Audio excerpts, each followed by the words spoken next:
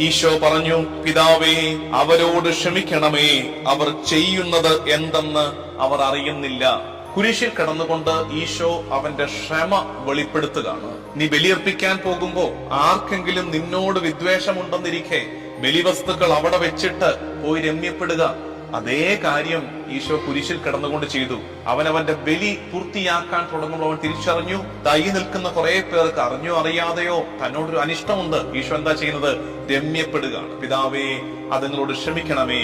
രണ്ടാമത്തത്, സത്യമായി ഞാൻ നിന്നോട് പറയുന്നു, നീ ഇന്ന് എന്നോടുകൂടെ പർദീസായിലായിരിക്കും. ഈശോ കുരിശിൽ കിടന്നുകൊണ്ട് പർദീസായുടെ വാതിൽ മനുഷ്യകുലത്തിനായി തുറക്കുകയാണ്. മൂന്നാമത്തത്, അമ്മയോട് പറയുന്നു, സ്ത്രീയെ, ഇതാ നിന്റെ മകൻ. അനന്തരം അവൻ ആ ശിഷ്യനോട് പറഞ്ഞു, ഇതാ നിന്റെ അമ്മ. ഇപ്പൊ സ്ത്രീയെ, ഇതാ നിന്റെ മകൻ എന്ന് പറഞ്ഞ് ഈ ശിഷ്യഗണത്തെ, സഭയെ മറിയത്തിന് ഭരമേൽപ്പിക്കുന്നു.